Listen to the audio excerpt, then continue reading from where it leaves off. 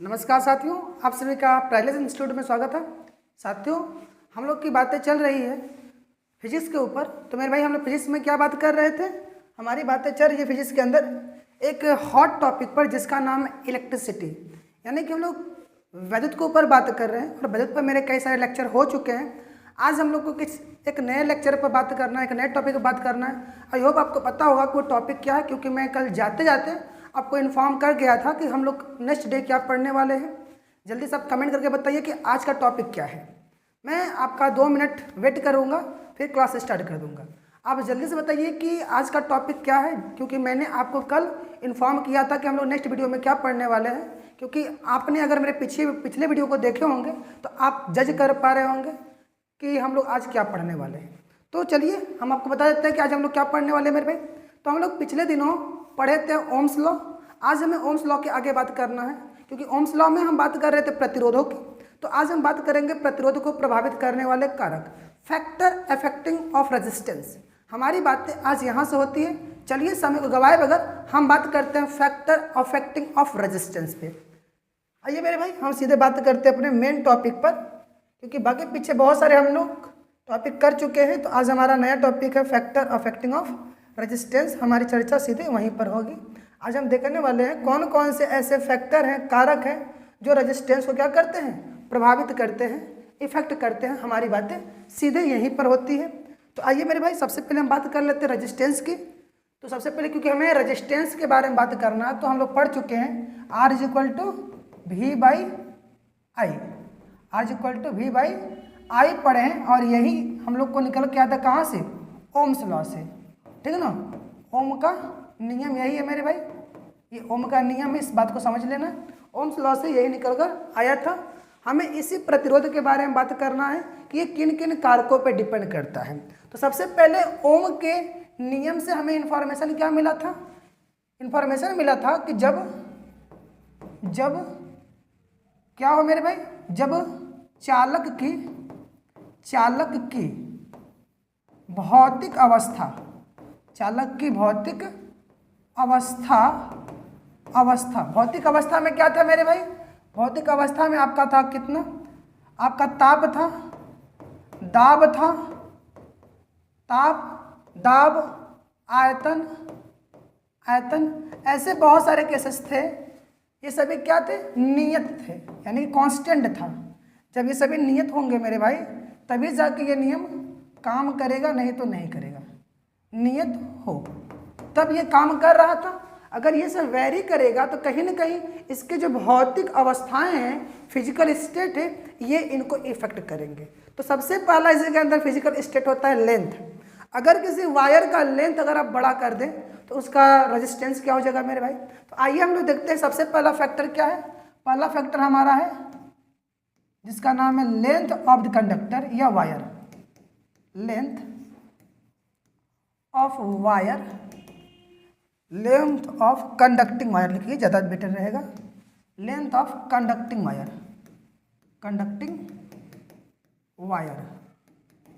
चालक तार की लंबाई, चालक तार की लंबाई की हम बात कर रहे हैं मेरे भाई। चालक तार की लंबाई L की बात हो रहा है। अब हम लोग देखने वाले हैं चालक तार की लंबाई L पर हमारा प्रतिरोध कैसे निर्भर करता है मेरे भाई। तो आइए समझिए। मान लीजिए कि अगर ये कोई वायर है, ये कुछ इस प्रकार का इसमें रेजिस्टेंस है। मान लीजिए ये रेजिस्टेंस है, ठीक है, ये रेजिस्टेंस है। ये वायर का लेंथ है, मान लीजिए ये L लेंथ का वायर है, ये L लेंथ का वायर है। अगर इस वायर को अगर हम स्ट्रेच करके बड़ा कर दें मेरे भाई, तो इसका लेंथ बदल जाएगा। जब इसको स्ट्रेच करोगे, जैसे कि आपने स्प्रिंग को देखा होगा, स्प्रिंग को जब आप स्ट्रेच करते हो तो देखते हो कि उसकी स्प्रिंग में जो आपका गैप होता है वो गैप बढ़ जाता है। स्प्रिंग के बीच में जो बीच में गैप हुआ करता था वो क्या हो जाता है? आपका बढ़ जाता है। तो कुछ ऐसे ही आप यहाँ पर इमेजिन कर लीजिए, अगर हम इसको स्ट्रेच कर दें, अगर हम इसको स्ट्रेच करके थोड़ा सा बड़ा कर दें, तो कहीं ना कहीं रेजिस्टेंस कुछ इस तरीके से फैल जाएगा। रेजिस्टेंस कुछ दूर तक फैल जाएगा, ऐसा हो जाएगा। रेजिस्टेंस कुछ इस प्रकार से फैल जाएगा। आप इसको ऐसे समझ लीजिए, इस तरीके से रेजिस्टेंस फैल जाएगा, ऐसा हो जाएगा। जब वायर को हम खींच कर बड़ा कर रहे हैं मेरे भाई, तो आप देख रहे हैं कि पहले रेजिस्टेंस इतना दूर में काम कर रहा था, अब रेजिस्टेंस इतना डिस्टेंस में काम कर रहा है। पहले करंट को केवल इतना ही डिस्टेंस कवर करने में प्रॉब्लम होती थी, लेकिन अब प्रॉब्लम इतना ज़्यादा लेंथ कवर करने में होगी। इसका मतलब हम ये कह सकते हैं कि ये जो रेजिस्टेंस है वो चेंज हो चुका होगा। रेजिस्टेंस जो पहले आर था वो आर ना होकर वो चेंज हो चुका होगा, क्योंकि हमने लेंथ को भी चेंज करके एल डैश कर दिया है। तो आप देख पा रहे हो कि जब हम लेंथ को बढ़ा कर रहे हैं, लेंथ को जब हम बड़ा कर रहे हैं तो उसका रेजिस्टेंस भी क्या हो जा रहा है मेरे भाई, बढ़ जा रहा है।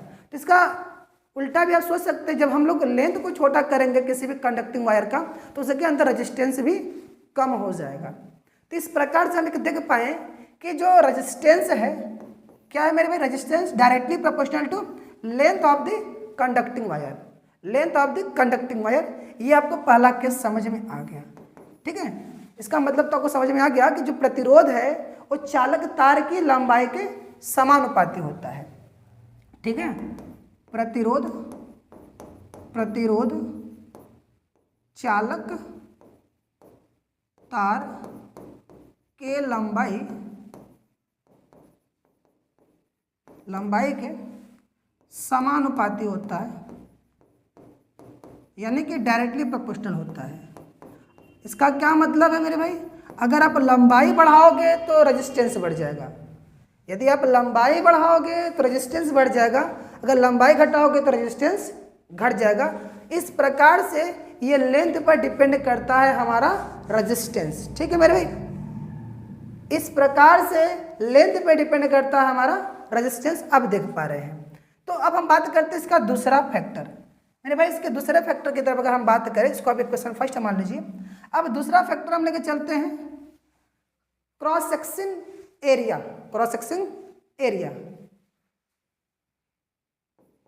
Cross section area of conducting wire, cross section area, cross section area of conducting wire, conducting wire, ठीक ना। यानी कि तार के अनुप्रस्थ क्षेत्रफल पर, चालक तार के अनुप्रस्थ क्षेत्रफल पर, चालक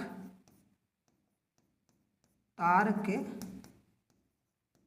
अनुप्रस्थ क्षेत्रफल पर हम बात अब इस पे कर रहे हैं कि चालक तार के अनुप्रस्थ क्षेत्रफल कैपिटल ए की बात कर रहे हैं। अब सर ये अनुप्रस्थ क्षेत्रफल क्या होता है इसको समझ लीजिए। पहले आप मेरे हाथ में ये आप पेन देख रहे हैं, इस पेन के पीछे ये जितना एरिया है, इस एरिया को हम लोग बोलते हैं क्रॉस सेक्शन एरिया। जैसे कि आपके हाथ में पेन होगा आपका, उस पेन के पीछे जो आप दिखाई दे रहा है आपका, उसका बेस जितना दूर में वो पेन फैला हुआ है, यानी कि आप उसकी मोटाई से समझिए। जितना ज़्यादा मोटा अगर कोई पेन है तो उसका क्रॉस सेक्शन एरिया उतना ज़्यादा होगा, अगर पेन पतला है तो उसका क्रॉस सेक्शन एरिया कम होगा। ठीक ऐसे ही वायर में होता है, कुछ वायर मोटे होते हैं तो उसका क्रॉस सेक्शन एरिया मेरे भाई क्या होगा, ज़्यादा होगा, और कुछ वायर पतले होंगे तो उसका क्रॉस सेक्शन एरिया पतला होगा यानी कम होगा। आप इस प्रकार से क्रॉस सेक्शन एरिया को समझ सकते हैं। मान लीजिए ये कोई वायर है, ये जो एरिया होता है मेरे भाई इसी को बोलते हैं क्रॉस सेक्शन एरिया ए। ये पतला वायर है, अगर मान लेते इसी वायर को अगर हम मोटा कर दे इस प्रकार से, तो अब ये इसका क्रॉस सेक्शन एरिया बताएगा। ये क्रॉस सेक्शन एरिया मान लीजिए ए डैश। तो आप देख रहे हैं कि ये जो ए डैश है वो कहीं ना कहीं ग्रेटर देन है किसके, ए के। तो ये क्रॉस सेक्शन एरिया की बात होती है। अब हम देखने वाले कि जो क्रॉस सेक्शन एरिया है ये किस प्रकार से रेजिस्टेंस को इफेक्ट करने वाला है। आइए देखते हैं कि ये किस प्रकार से इफेक्ट करता है क्रॉस सेक्शन एरिया। तो मेरे भाई आप देख पा रहे हैं कि अभी आपने देखा कि मान लीजिए कोई वायर है, इस प्रकार से इसके अंदर कोई रेजिस्टेंस है। ठीक, ये कोई पतला वायर, इस प्रकार से इसके ऊपर कोई रेजिस्टेंस है और इसका कुछ ना कुछ रेजिस्टेंस की वैल्यू होगी, मान लेते वो आर है। ठीक, अगर हम इस वायर के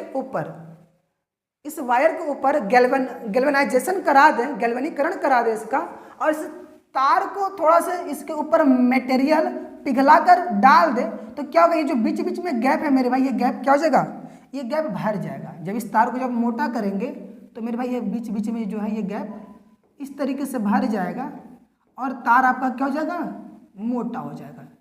जब मेरे भाई जब तार मोटा हो जाएगा, आप समझिए, जब तार मोटा हो जाएगा तो रेजिस्टेंस अपने आप क्या हो रहा है, मिनिमाइज हो रहा है कि नहीं हो रहा है।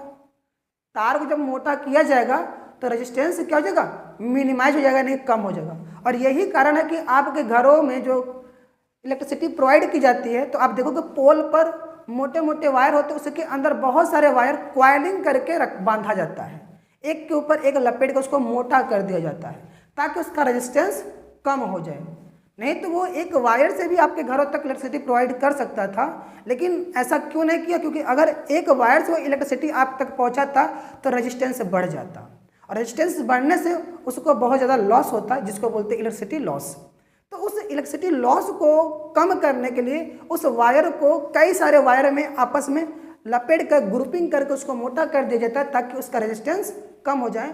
ठीक है, तो वही कारण यहाँ पर अगर मैं इस वायर को मोटा कर रहा हूँ, इसका मतलब इसका क्रॉस सेक्शन एरिया हम क्या कर रहे हैं, बढ़ा रहे हैं। इसका क्रॉस सेक्शन एरिया बढ़ा रहे हैं मेरे भाई, इसको आप समझ लीजिएगा।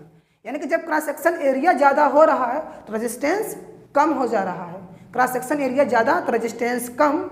जब क्रॉस सेक्शन एरिया कम होगा तो उसका रेजिस्टेंस ज़्यादा होगा। इसका मतलब क्लियर हो गया कि जो रेजिस्टेंस है सर वो इन्वर्सली प्रोपोर्शनल है क्रॉस सेक्शन एरिया के, इन्वर्सली प्रोपोर्शनल है क्रॉस सेक्शन एरिया के। ये इक्वेशन नंबर सेकंड हो गया। तो अब हम इक्वेशन फर्स्ट और सेकंड को मिलाते हैं मेरे भाई, तो हम बात करते हैं from equation first and second. From equation first and second we get समीकरण 1 तथा 2 से हमें क्या प्राप्त होता है मेरे भाई, समीकरण 1 तथा 2 से आप देखोगे तो R directly proportional to L by A आपको मिलेगा, L बाई ए मिलेगा, क्योंकि आपने इसमें देखा कि R जो है डायरेक्टली प्रोपोर्शनल टू L है, और अभी आपने देखा जो R है वो इन्वर्सली प्रोपोर्शनल है आपका A के, तो L ऊपर चला जाएगा और A नीचे रह जाएगा। तो इस प्रकार से आप ये मिलेगा आपको। अब यहाँ से एक प्रोपोर्शनलिटी चिन्ह को हटाएंगे तो मेरे भाई एक कांस्टेंट आता है जिसका नाम है रो आएगा, तो प्रोपोर्शनलिटी कांस्टेंट हट जाएगा मेरे भाई, और आपको एक नया फार्मूला मिल जाएगा। ठीक है ना। और यहाँ पे ये जो रो है मेरे भैया, इस रो को हम लोग क्या बोलते हैं, इस रो को हम लोग बोलते हैं मटेरियल की रजिस्टिविटी। मटेरियल की रजिस्टिविटी है यानी कि प्रतिरोधकता, आप समझ लीजिए। ये क्या है मेरे भाई, प्रतिरोधकता है ये। ठीक ना, ये प्रतिरोधकता है। प्रतिरोधकता क्या है मेरे भाई, ये प्रतिरोधकता जो होता है ये, इसको हम लोग बोलते हैं ये क्या है, समानुपाती नियतांक है। ठीक ना, समानुपाती नियतांक ये एक नियतांक है, इसका मतलब कि बदलने वाला नहीं है। और ये जो है ये आपके जो मटेरियल हैं, ठीक ना, चालक तार जो है मेरे भाई, चालक तार के पदार्थ, जिस पदार्थ का वो बना हुआ, जिस मटेरियल का वो बना हुआ, उस पदार्थ का क्या ये प्रॉपर्टी है, उस पदार्थ का ये प्रॉपर्टी, इस बात को ध्यान देना। अगर मटेरियल सेम रहेगा तो उसके लिए रजिस्टिविटी सेम रहेगी। ठीक ना, इसका मतलब भी आप समझ लीजिएगा, सेम मटेरियल के लिए रजिस्टिविटी सेम मिलेगा। ठीक ना, समान मटेरियल का मतलब पदार्थ के तार की प्रतिरोधकता समान होती है। इस बात को ध्यान दीजिएगा, अगर मटेरियल सेम है तो रजिस्टिविटी नहीं चेंज होगा, इसको प्रतिरोधकता कहते हैं, इस बात को समझिएगा। ये फार्मूला आपके लिए बहुत ही इम्पोर्टेंट हो जाता है मेरे भाई। इस फार्मूले से भी बहुत ज़्यादा क्वेश्चन आए हुए हमारे प्रीवियस ईयर एग्जामों में, क्योंकि मैं प्रीवियस ईयर के क्वेश्चन लेकर आया हूँ, मैं अभी आपको सॉल्व कराऊंगा अभी इसी वक्त, इसलिए मैं कह रहा हूँ कि ये बहुत इंपॉर्टेंट है, इस पर ध्यान दीजिएगा।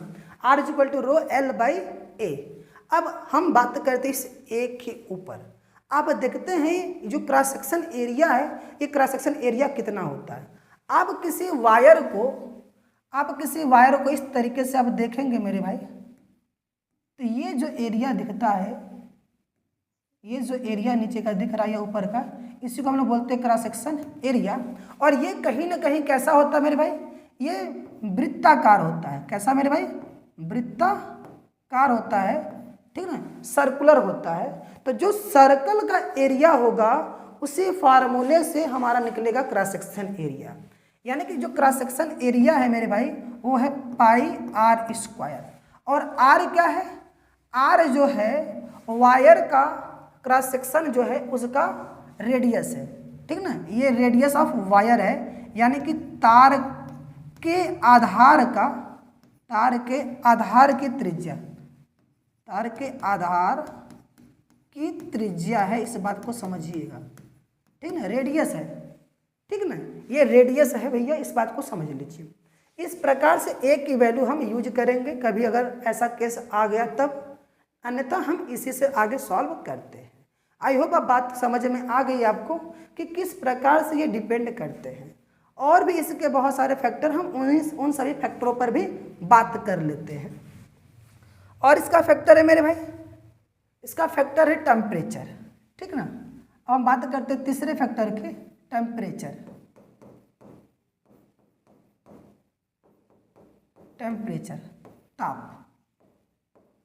ताप भी एक फैक्टर है इसका। अगर हम किसी वायर का टेम्परेचर बढ़ाएंगे मेरे भाई तो क्या होगा?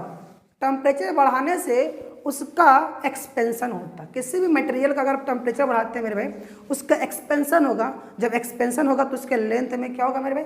ग्रोथ होगा। लेंथ ग्रोथ होगा तो क्या होगा? इसका रेजिस्टिविटी बढ़ जाएगी, रेजिस्टेंस बढ़ जाएगा। यानी कि यहाँ पर आप देख सकते हैं जो टेम्परेचर है, एक मिनट, जो रेजिस्टेंस है वो डायरेक्टली प्रोपोर्शनल टू टेम्परेचर होता है, इस बात को समझ लीजिएगा। डायरेक्टली प्रोपोर्शनल टू टेम्परेचर, ठीक ना। ये होता है किसके लिए मेरे भाई? ये होता आपका सेमी कंडक्टर के लिए। किसके लिए मेरे भाई? Semi conductor, semi conductor wire के लिए, सेमी कंडक्टर के लिए ये होता है।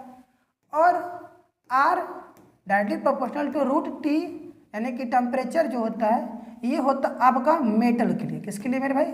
मेटल के लिए, मेटल्स के लिए ये सब चीज़ें होते हैं, इसको ध्यान दीजिएगा। अगर सेमी कंडक्टर है तो डायरेक्टली प्रोपोर्शनल टी होगा, अगर मेटल है तो इसके लिए रूट टी होगा, यानी कि टेम्परेचर के स्क्वायर रूट के डायरेक्टली प्रोपोर्शनल होता है। इसको भी आप ध्यान दीजिएगा, ठीक। तो अब हम बात करते हैं सीधे अपने प्रीवियस ईयर के क्वेश्चन पर, देखते हैं कि प्रीवियस ईयर का क्वेश्चन किस प्रकार से पूछा गया है। तो आप देख रहे हैं कि इस पे कैसे कैसे क्वेश्चन आने वाले हैं। तो हम अभी आपको वो सभी क्वेश्चन से रूबरू करा देते हैं। सबसे पहले आप थोड़ा सा इसको भी देख लीजिए कि किस मटेरियल का जो प्रतिरोधकता है वो कितना है, रेजिस्टिविटी कितना होता है मेरे भाई।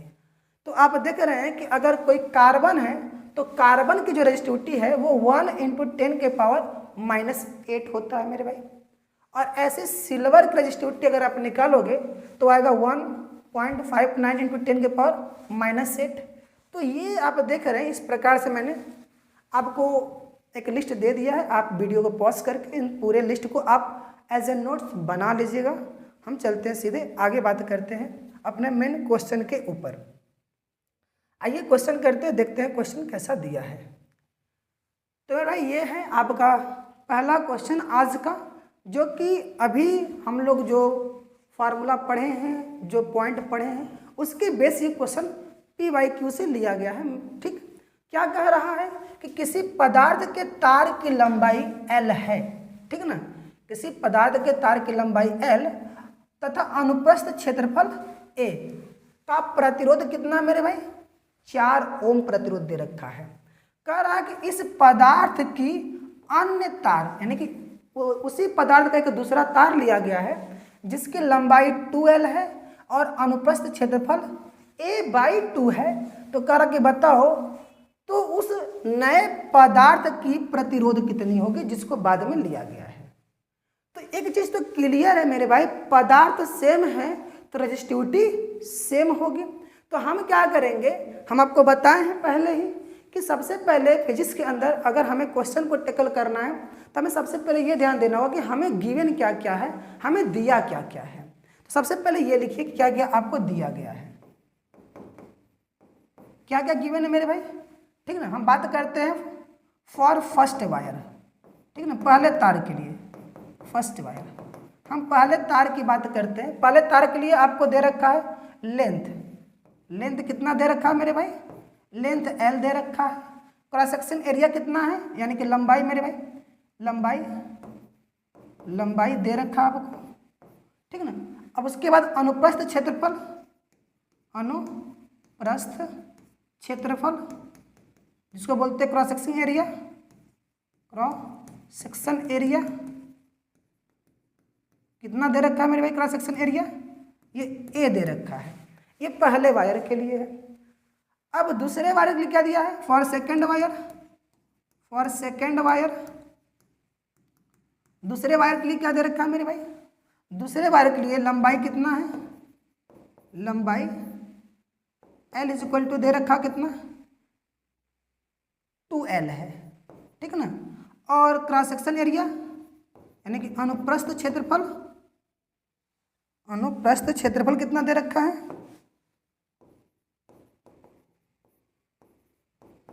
अनुप्रस्थ क्षेत्रफल दे रखा आपको A/2 और इसका आपसे पूछ दिया है कि भैया रेजिस्टेंस कितना होगा, प्रतिरोध कितना होगा। रेजिस्टेंस आपसे पूछा है कि रेजिस्टेंस क्या होगा और इसका रेजिस्टेंस आपको दे रखा है, इसका प्रतिरोध आपको दे रखा है। इसका रेजिस्टेंस यानी कि प्रतिरोध आपको दे रखा है R इज इक्वल टू कितना मेरे भाई? 4 ओम है, यहाँ दे रखा है। इतना इंफॉर्मेशन इस क्वेश्चन के अंदर आपको मिलता है। तो आपसे पूछ रहा है कि अगर पहले तार की लंबाई L है और उसका अनुप्रस्थ क्षेत्रफल A, प्रतिरोध R है, तो दूसरे तार की यदि लंबाई 2L और उसका अनुप्रस्थ क्षेत्रफल A/2 हो तो उस तार का प्रतिरोध क्या होगा यदि दोनों तार क्या हो? सेम मटेरियल का हो। सवाल का मतलब तो इतना सा बस है। अगर दोनों मटेरियल सेम है मेरे भाई तो इसका मतलब इसकी रेजिस्टिविटी सेम होगी। तो सबसे पहले हम क्या करेंगे? पहले वायर के हेल्प से हम इसकी रेजिस्टिविटी निकालेंगे और उस रेजिस्टिविटी का यूज करेंगे दूसरे वायर के लिए और वहां से हमारा काम हो जाएगा। ये तरीका होना चाहिए आपको सवाल लगाने के लिए। आइए चलते हम लोग इसको सॉल्व करते हैं, ठीक है मेरे भाई।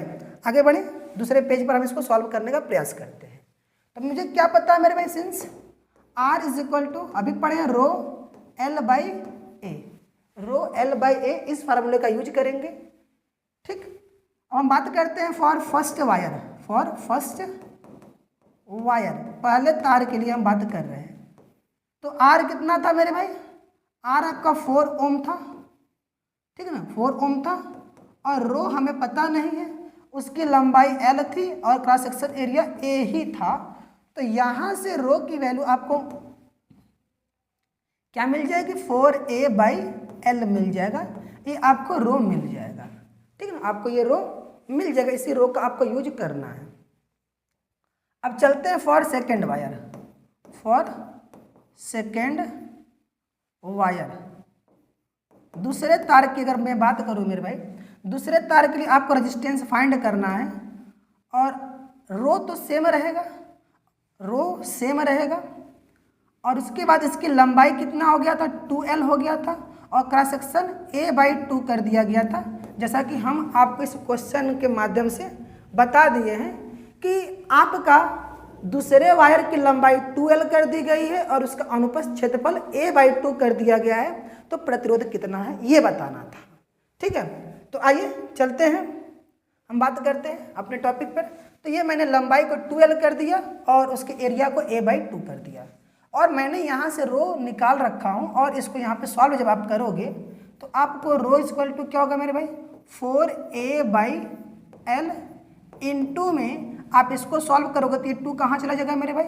ये चला जाएगा ऊपर, तो आपको मिलेगा 4L/A मिल जाएगा। तो A से A कैंसिल, L से L कैंसिल, 4 4 जा 16 आ जाएगा मेरे भाई। इसका मतलब कि दूसरे वायर का जो रेजिस्टेंस है वो 16 ओम हो जाएगा। दूसरे वायर का रेजिस्टेंस आपको 16 ओम हो जाएगा। ये तरीका होना चाहिए आपको इस टाइप के सवाल को टैकल करने के लिए। बार बार हम कहते हैं कि सबसे पहले ये देखो कि क्या गिवन है, क्या हमें फाइंड करना, उनको मिलाकर कौन सा आपके सामने इक्वेशन या फार्मूला बन के तैयार होता है, उसी का हेल्प करिए, ठीक ना।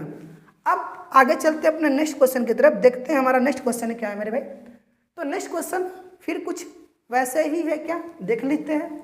तो कह रहा है R एवं 2R प्रतिरोध को पहले श्रेणी क्रम में जोड़ा गया है, बाद में समांतर क्रम में जोड़ा गया है।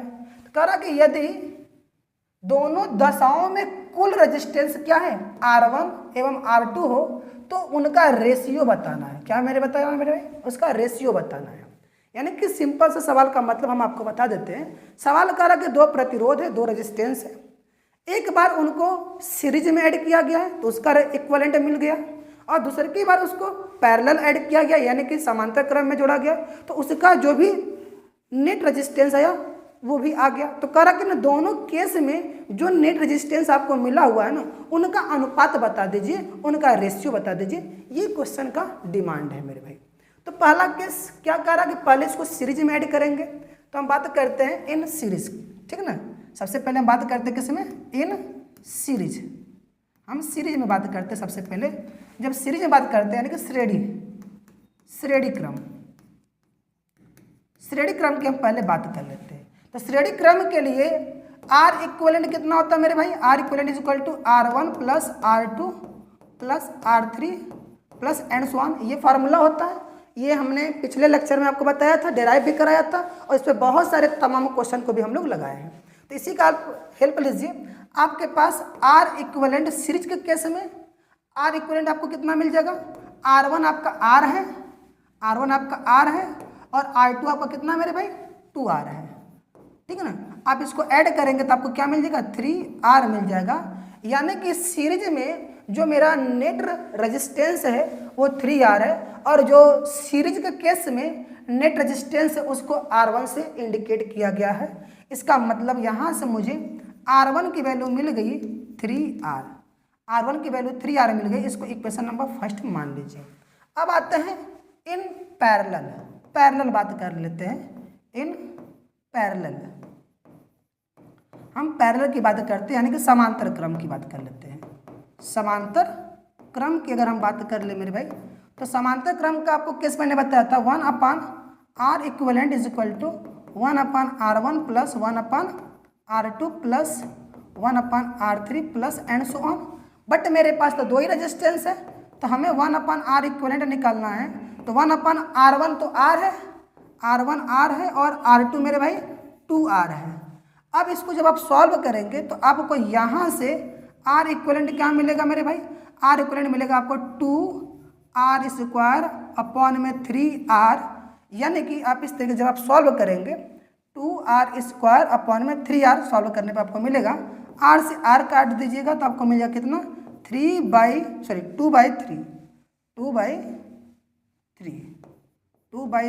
R मिल जाएगा। ये इक्वेशन नंबर 2 बन जाएगा। आप इसको सॉल्व कर लीजिएगा, इसका एलसीएम लेके आप सॉल्व करिएगा, जो आएगा उसको रिवर्स करेंगे मेरे भाई, तो आपको लास्ट में ये बनेगा और इसका आंसर ये आएगा। अब आगे पूछ दिया है और इसी को उसने क्या नाम दिया मेरे भाई, इसी को उसने 2R नाम दिया है। यानी कि यहाँ से मुझे मिल गया 2R नहीं R2। यहाँ पर R2 की वैल्यू मिल गई मुझे कितना 2/3R मिल गई मेरे भाई। इसी को हम इक्वेशन नंबर 2 बोल रहे हैं। ये इक्वेशन नंबर 2 है। अब यहाँ से इसको हटा दीजिए, ये इक्वेशन नंबर 2 है मेरे भाई, ठीक। इसको इक्वेशन नंबर 2 बोला गया है। अब हमसे क्या पूछा है कि R1/R2 का रेशियो कितना होगा, ये आप बता दीजिए मेरे भाई।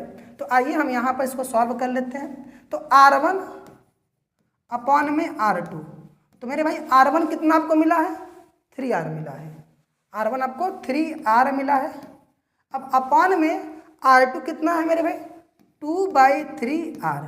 तो R से R कैंसिल, अब ये 3 कहाँ जाएगा मेरे भाई 3 ऊपर जाकर मल्टीप्लाई कर लेगा, तो R1/R2 की वैल्यू आपको मिल जाएगा 9/2। यही आपका राइट आंसर है। यही आपसे एग्जामिनर जानना चाह रहा था कि इसका रेशियो क्या आएगा। आई होप आपको बातें समझ में आ गया कि कैसे इस टाइप के सवाल को हम हैंडल करेंगे। आइए चलते अपने नेक्स्ट प्रीवियस ईयर क्वेश्चन के ऊपर, देखते हैं क्या है। तो मेरे भाई मेरा नेक्स्ट जो प्रीवियस ईयर क्वेश्चन है हम आपको उसको भी सॉल्व कराने का प्रयास करते हैं। तो आइए देखते हैं तो क्या कह रहा आपका नेक्स्ट क्वेश्चन मेरे भाई। तो नेक्स्ट क्वेश्चन कह रहा है कि परिपथ में धारा क्या होगा। यानी कि आपसे इस क्वेश्चन के अंदर करंट पूछ दिया है और करंट के ऊपर मैंने लेक्चर ले लिया है और उसका भी कॉन्सेप्ट यहाँ यूज करना पड़ेगा। अभी जितने भी हम लोग पढ़ चुके हैं पिछले क्लास के सभी कॉन्सेप्ट को हम जैसे जैसे आगे बढ़ेंगे उनका यूज करते जाना है मेरे भाई, क्योंकि अब जो क्वेश्चन आने वाले हैं वो मिक्स करके आने वाले हैं। केवल और केवल आप फार्मूला बेस्ड नहीं मिल पाएगा सभी क्वेश्चन, क्योंकि कुछ क्वेश्चन क्या होते हैं 2-3 फार्मूले को मिला के बनाए जाते हैं। तो कहीं ना कहीं कुछ ऐसा ही ये हमारा क्वेश्चन है। आइए देखते हैं क्या कह रहा है। कह रहा है कि परिपथ में धारा क्या होगा यदि परिपथ के प्रतिरोध को 3 गुना कर दिया जाता है और परिपथ का विभवांतर स्थिर रहता है। परिपथ का विभवांतर स्थिर रहता है, इसका मतलब ये है मेरे भाई कि कोई भी सर्किट है उस सर्किट का पोटेंशियल चेंज नहीं हो रहा है, लेकिन उसका जो है रेजिस्टेंस हम बढ़ाकर 3 गुना कर देते हैं। रेजिस्टेंस चेंज हो जा रहा है लेकिन वोल्टेज नहीं चेंज हो रहा है, तब बताओ कि उस सर्किट के अंदर करंट कितना होगा। तो मेरे भाई यहाँ पर 3 चीज़ों की बात हुई है। पहला रेजिस्टेंस की बात हुई है, दूसरा करंट की बात हुई है, तीसरा वोल्टेज की बात हुई है। इन तीनों को मिलाकर कौन सा फार्मूला बनता है मेरे भाई? इन तीनों को मिलाकर सर तो ओम का फार्मूला बनता, ओम के नियम का R=V/I बनता है, R=V/I बनता है। तो बस मेरे भाई काम आपका हो गया। आप इसी ओम के नियम के हेल्प से इस क्वेश्चन को टैकल कर सकते हैं।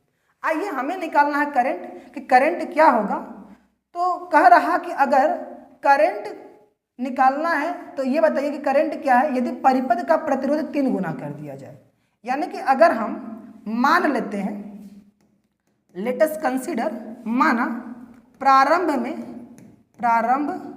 में प्रतिरोध, ठीक है ना, परिपथ का प्रतिरोध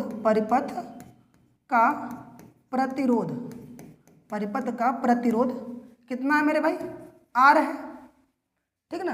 और धारा I है, और धारा कितना मेरे भाई? I है, तथा विभवांतर यानी कि पोटेंशियल डिफरेंस कितना मेरे भाई? ये V है। हम ही पहले से मान लेते प्रारंभ में इतना हमारे सर्किट के अंदर था, ठीक है ना। अब बात करते हैं कि जब हम प्रतिरोध को बढ़ाते थे, यानी कि प्रतिरोध को 3 गुना करने पर, ठीक है ना, प्रतिरोध को 3 गुना करने पर जब प्रतिरोध को हम 3 गुना करेंगे मेरे भाई, तब हम मान लेते हैं कि उस परिपथ के अंदर परिपथ की जो धारा है, तो जो पहले परिपथ की धारा आई थी वो तो चेंज हो गई होगी, तो वो धारा चेंज होकर हम मान लेते हैं वो I डैश हो गई मेरे भाई। इसी I डैश को मुझे फाइंड करना है, लेकिन परिपथ का जो विभवांतर है मेरे भाई, परिपथ का जो विभवांतर है वो चेंज नहीं हो रहा, वो V है। लेकिन रेजिस्टेंस, यहाँ पर जो रेजिस्टेंस है R डैश वो चेंज हो गया है 3R में। इस बात को ध्यान देना, पहले जो भी R था वो प्रतिरोध बदल कर उसका जस्ट 3 टाइम्स हो जा रहा है। तब बताओ करंट क्या है।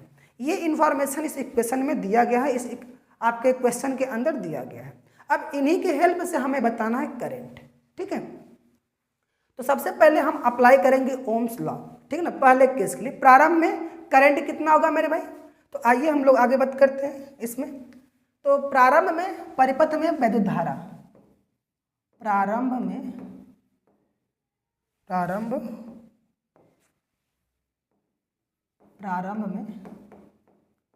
परिपथ की धारा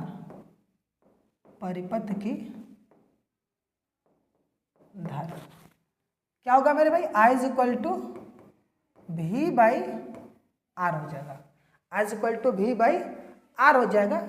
आप इसको इक्वेशन नंबर 1 समझ लीजिए, ठीक है ना। अब बात करते हैं प्रतिरोध को बढ़ाने पर परिपथ में धारा, प्रतिरोध को बढ़ाने पर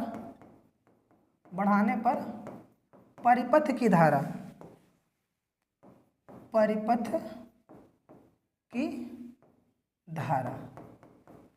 ठीक है ना। I डैश बराबर क्या हो जाएगा मेरे भाई? V नहीं चेंज होगा, R हो जाएगा 3R जो है वो चेंज होकर 3R हो जा रहा है मेरे भाई।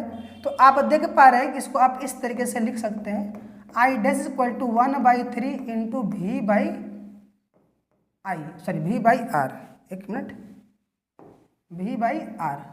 तो अब यहाँ वी बाई आर आप क्या यूज कर सकते हो, आई यूज कर सकते हो। तो हम बात करते हैं फ्रॉम इक्वेशन फर्स्ट, समीकरण 1 से, फ्रॉम इक्वेशन फर्स्ट आपको क्या मिलेगा, आई डैश की value, I dash is equal to 1/3 into में आई मिलेगा। इसका मतलब जो आई डैश है मेरे भाई, वो जो हमारा शुरू में आई था परिपथ में, उसका क्या हो जाएगा 1/3 टाइम्स होगा। इसका मतलब घट जाएगा, उसका 3 गुना कम हो जाएगा मेरे भाई।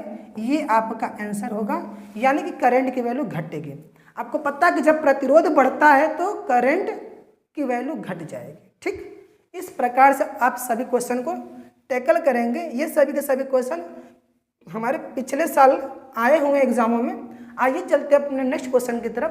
तो मेरे भाई मेरा नेक्स्ट क्वेश्चन क्या कह रहा है कि एक तार का प्रतिरोध R है, प्रतिरोध का मान कितना होगा यदि तार की लंबाई 2 गुना कर दी जाए और त्रिज्या को आधी कर दी जाए।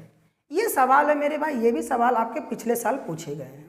ठीक है ना, मैंने सभी के सभी क्वेश्चन प्रीवियस ईयर से ही लेकर आया हूं ताकि आपको मैं दिखा सकूं कि हमारे एग्जाम में किस टाइप के क्वेश्चन पूछे जाने की संभावना है। आप इस प्रकार से क्वेश्चन को तैयार कीजिए अपने हर एक टॉपिक के अंदर। तो आप देख रहे हैं यहाँ पर हमसे पूछ रहा कि बताइए कि एक तार का प्रतिरोध अगर R है तो उस तार के प्रतिरोध का मान कितना होगा यदि उस तार की लंबाई को 2 गुना कर दी जाए और त्रिज्या को आधी कर दी जाए। कहने का मतलब यही है मेरे भाई, अगर ये कोई वायर है, ठीक ना, इसका अपना कुछ ना कुछ रेजिस्टेंस होगा, मान लीजिए, ठीक ना, इसका रेजिस्टेंस मान लीजिए R है, ये दे रखा है। कह रहा है कि बताओ अगर इस तार को हम खींचकर जस्ट डबल कर दें, तार को खींचकर हम क्या कर दें, जस्ट डबल कर देंगे, तो मेरे भाई मैंने आपको बताया कि इसका रेजिस्टेंस भी बढ़ जाएगा, इसका रेजिस्टेंस भी बढ़ जाएगा। तो कह रहा कि बताओ ये रेजिस्टेंस कितना हो जाएगा, R डैश की वैल्यू बताओ। यदि इसकी जो लंबाई है अगर ये शुरू में L रही हो तो ये 2L हो जाए, और इसका क्रॉस सेक्शन जो एरिया अगर वो A रहा हो तो ये A/2 हो गया हो। तो इस केस में आपसे पूछा जा रहा है तो बताओ कि अब इसका रेजिस्टेंस क्या होगा।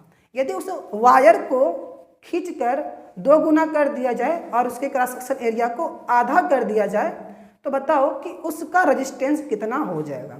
फिर कहानी वही है मेरे भाई, क्योंकि दोनों मटेरियल सेम है। जहाँ बात आई मटेरियल सेम की वहाँ बात आई प्रतिरोधकता की। अब जहाँ बात आई प्रतिरोधकता, अब वहाँ पे फार्मूला काम करेगा R = ρL/A। इस फार्मूले के हेल्प से हम इन सभी सवालों को टैकल कर सकते हैं। ठीक है, तो आइए चलते सवाल को सॉल्व करते हैं। मैंने आपको इसके बारे में बता दिया कि कैसे ये सवाल पूछा गया है। तो इसको सवाल को सॉल्व करते समय सबसे पहले हम ये मान लेंगे, ठीक है ना, माना प्रारंभ में तार की लंबाई कितना था मेरे भाई, L था, ठीक ना, और अनुप्रस्थ क्षेत्रफल कितना था, अनुप्रस्थ क्षेत्रफल A था। हम ये मान लेते प्रारंभ में, ठीक ना। लंबाई बढ़ाने पर, एक मिनट, इससे पहले आप इसके प्रतिरोध की भी बातें कर लीजिए, इसके रेजिस्टेंस की भी बातें आप कर लीजिए, ठीक। तथा प्रतिरोध मान लेते हैं इससे प्रतिरोध R था, ठीक। अब बात करते हैं लंबाई वृद्धि करने पर, यानी कि इंक्रीज करने पर, अगर उसके लेंथ में अगर इंक्रीजमेंट हो रहा है तो रेजिस्टेंस क्या होगा, वृद्धि करने पर।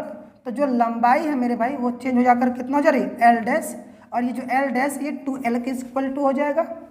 अब उसके बाद इसका जो रेजिस्टेंस है वो पूछा जा रहा कि बताओ कितना होगा यदि उसका जो क्रॉस सेक्शन एरिया है वो चेंज होकर हो जा रहा है A/2, ये कह रहा है क्वेश्चन। तो सबसे पहले हम बात करते हैं बिफोर, पहले की बात करते हैं। तो पहले इसका सीन क्या रहा होगा, यानी कि लंबाई बढ़ाने से पहले, ठीक ना, लंबाई बढ़ाने से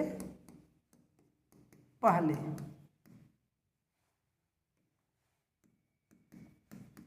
लंबाई बढ़ाने से पहले इसका जो रेजिस्टेंस है वो R is equal to rho L by A होगा, L बाई ए होगा इक्वेशन नंबर फर्स्ट, ठीक है ना।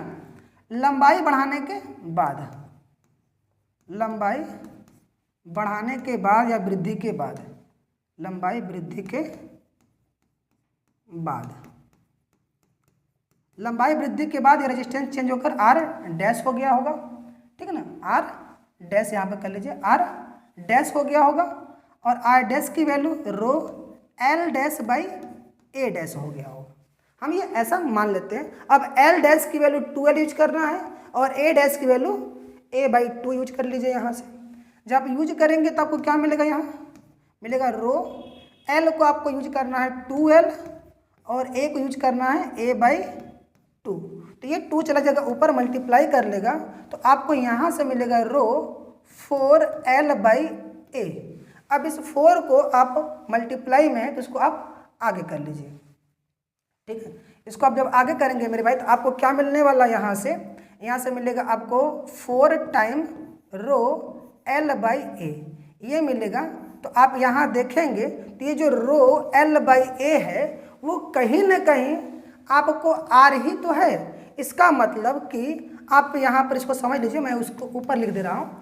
इसका मतलब कि ये जो मेरा R डैश है वो कितना हो जाएगा मेरे भाई, 4 टाइम R के हो जाएगा। R डैश जो है वो R का जस्ट 4 गुना हो जाएगा। इस प्रकार से आप इसको सॉल्व करेंगे, ठीक है। तो यानी कि आपको सवाल कुछ ऐसा ही पेपर में पूछा जा रहा है और ऐसा ही पूछा जाएगा। आपको इस प्रकार से अप्रोच करना हम आपको सिखा रहे हैं। आपको मैं बेसिक तरीका बता रहा हूँ ताकि आपको समझ में आए हर एक बात की कैसे क्या किया जाएगा, ठीक है। तो आप देख रहे हैं कि किस प्रकार के क्वेश्चन आपके एग्जाम में लगातार पूछे जा रहे हैं मेरे भाई, और ऐसे ही क्वेश्चन और सारे हम लेकर आए हैं। आइए चलते अपने नेक्स्ट क्वेश्चन की तरफ मेरे भाई। तो मेरा नेक्स्ट क्वेश्चन है, क्या कह रहा है कि एक तार के सिरों पर इतना वोल्ट विभवांतर लगाने पर इतना एम्पियर का यानी कि 0.5 एम्पियर का धारा प्रवाहित होता है यदि तार की लंबाई 3 मीटर है, अनुप्रस्थ क्षेत्रफल 6 × 10⁻⁻6 वर्ग मीटर है, तो प्रतिरोधकता ज्ञात कीजिए। यानी कि आपको रजिस्टिविटी पूछ दिया है, रजिस्टिविटी क्या होगा, रजिस्टिविटी क्या होगा ये आपको बताना है मेरे भाई। आई बस में इस प्रकार के क्वेश्चन आपको सॉल्व करने हैं। तो फिर वही कहानी जैसा मैंने आपको बताया था कि पहले क्या क्या गिवन है उनको लिखिए, क्या आपको फाइंड करना उनको लिखिए, फिर सबको समराइज करके देखिए कौन सा फार्मूला बन रहा है। तो आइए सबसे पहले हम आपको उसी तरीके से सॉल्व करना सिखा रहे हैं। तो क्या क्या गिवन है मेरे भाई, आपको तार के सिरों के बीच वोल्टेज दे रखा है, यानी कि V की वैल्यू दिया है सर 1.5 वोल्ट ये दे रखा है। उसके बाद एम्पियर मतलब करंट दे रखा है, I कितना है सर 0.5 एम्पियर। उसके बाद क्या कर रहा है, उसके बाद तार की लंबाई की भी बातें कर दिया है, L = 3 मीटर, 3 मीटर बोल दिया है। उसके बाद उसका क्रॉस सेक्शन एरिया भी दे दिया, इसका मतलब A की बातें भी कर दिया है, कितना है 6 × 10⁻⁻6 स्क्वायर मीटर, ठीक ना, ये दे रखा है। और आपसे पूछा है कि भैया रो बताओ, रो बताओ।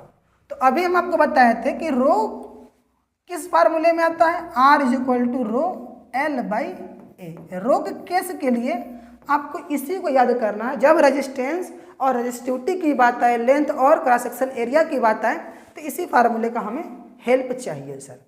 तो यहाँ से जब आप रो फाइंड करेंगे मेरे भाई, तो रो = क्या मिलेगा आपको, रो = मिल जाएगा RA बाई L मिल जाएगा, RA बाई L मिल जाएगा। अब हमें रो निकालना है तो हमें रेजिस्टेंस पता होना चाहिए, A और L पता होना चाहिए। तो मेरे भाई मेरे पास A भी दे रखा है और L भी दे रखा है, लेकिन R नहीं है। अब इसी R के लिए तो ये दिया गया है V और I, इसी R को फाइंड करने के लिए दिया गया है।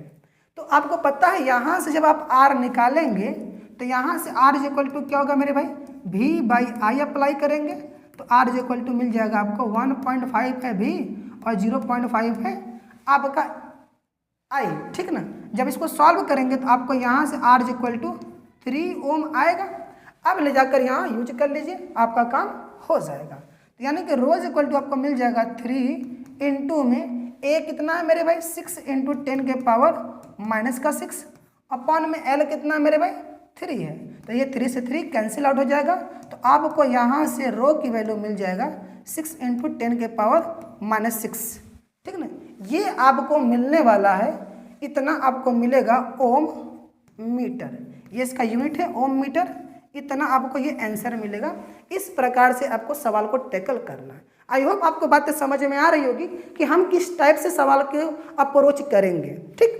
तो ऐसे ही क्वेश्चन, तमाम क्वेश्चन आपको अपने एग्जाम में देखने को मिलेगा मेरे भाई। तो आप इसी प्रकार के सभी क्वेश्चन को आप हैंडल करिए। आइए चलते हैं अपने नेक्स्ट क्वेश्चन पर, देखते हैं मेरा नेक्स्ट क्वेश्चन क्या है। तो नेक्स्ट क्वेश्चन क्या रहा है आपका कि L लंबाई और A मोटाई। मैंने बताया ना क्रॉस सेक्शन एरिया का मतलब है मोटाई से, जितना मोटा वायर उसकी क्रॉस सेक्शन एरिया उतना ज़्यादा होगा, इस बात को आप समझिएगा। तो कह रहा है कि L लंबाई A मोटाई के तार का प्रतिरोध कितना मेरे भाई, रेजिस्टेंस 10 ओम है, यानी कि 10 ओम है। तो कह रहा है कि इसी पदार्थ का, यानी कि पदार्थ सेम है, इसी पदार्थ का एक अन्य तार मतलब दूसरा तार जिसकी लंबाई L/3 हो गया है और मोटाई कितना हो गया मेरे भाई 3A हो गया है। तो कह रहा है कि उसका प्रतिरोध आपको बताना है।